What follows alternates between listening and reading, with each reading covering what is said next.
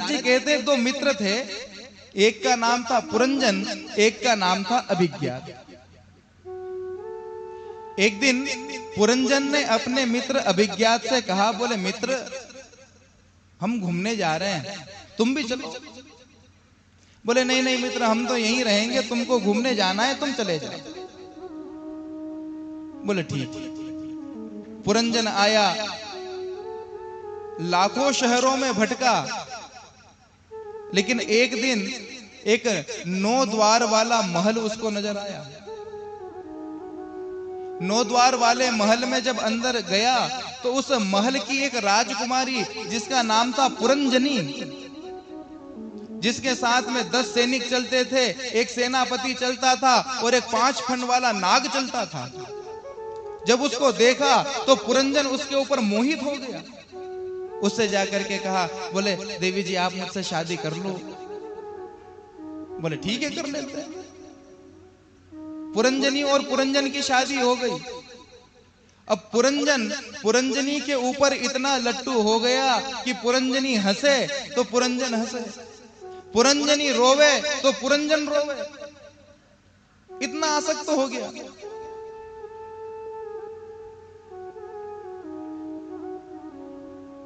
उसी के महल में रहने लग गया।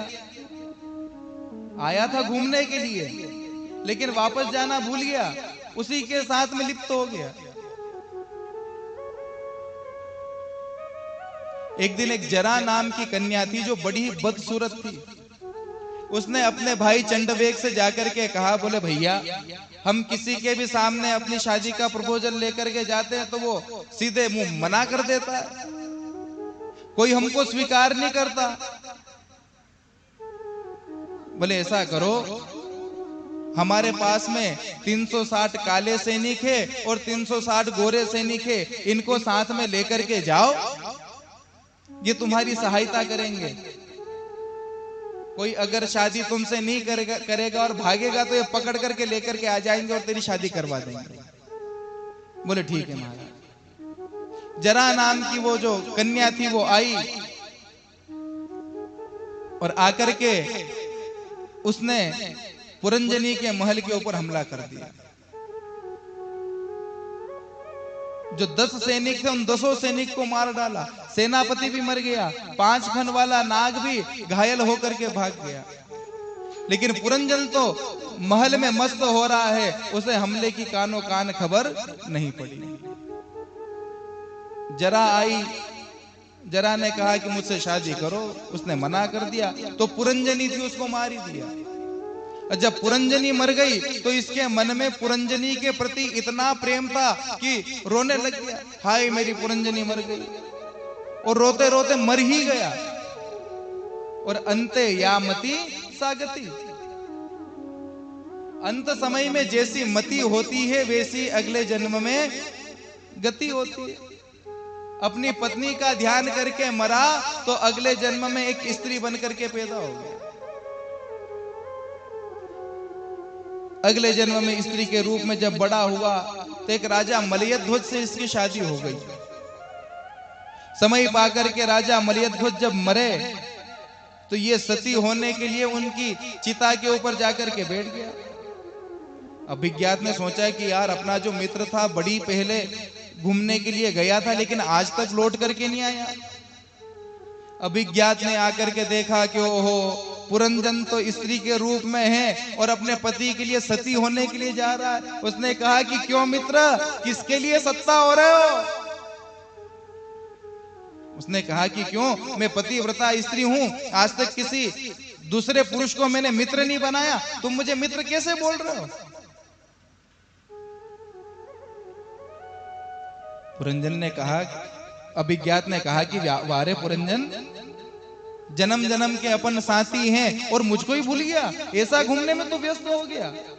जब 2-4 बातें अपने बचपन की बताई तब जाकर के पुरंजन को ध्यान आया और अभिज्ञात का हाथ पकड़ के पुनः अपने धाम को चले गया।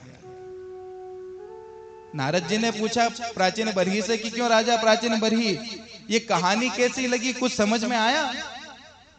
बोले महाराज कहानी तो बड़ी जोरदार लगी पर समझ में कुछ नहीं आया। नारद जी ने कहा कि भैया ये पुरंजन और अभिज्ञात और कोई नहीं है। अभिज्ञात है परमात्मा और पुरंजन है ये मनुष्य। पुरम जनयति, सब पुरंजन है। जिस प्रकार से पुरंजन पहले लाखों शहरों में भटक करके आ गया, उसी प्रकार से हम भी लाखों शहर में भटक करके और इस मानव देह में आए हैं। नवद्वार पुरद्देही, ये जो हमारा शरीर है ये 9 द्वार वाला शरीर है। इस शरीर में आकर के हमने पुरंजनी से विवाह कर लिया। पुरंजनी कौन? हमारी बुद्धि, हमारा मन। बुद्धि जैसा करती है, बुद्धि हंसती है तो अपन हंसते हैं। हमारा मन कर रहा कि कथा सुननी है तो बैठे हैं, हमारा मन कर जाए कि बोले नहीं आज तो कथा में आनंद नहीं आ रहे, उठ के चल देते हैं। हमारी आत्मा हमारे वश में नहीं है, हमारी बुद्धि हमारे वश में नहीं है। जैसा वो कहती है वैसा अपन लोग कर रहे हैं।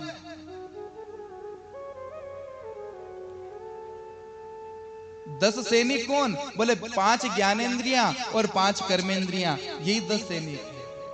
सेनापति कौन? ये मन। 5 फन वाला नाक कौन? 5 प्रकार के प्राण हमारे शरीर में होते हैं, पान, अपान, उदान, समान और व्यान। और ये जरा नाम की लड़की कौन है? जरा यानी होता है बुढ़ापा। वो बेचारी घूमती रहती लेकिन उससे कोई शादी नहीं करता, यानी बुढ़ापे को स्वीकार कोई नहीं करता है। हम सभी को हमारी जन्म की दिनांक याद है, विवाह की दिनांक याद है। किसी को यह पता है कि अपन बूढ़े कब हुए?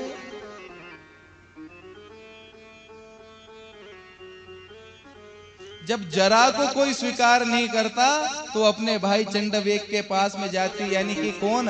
काल के पास में जाती है। भगवान हमारे ऊपर नोटिस भेजते हैं।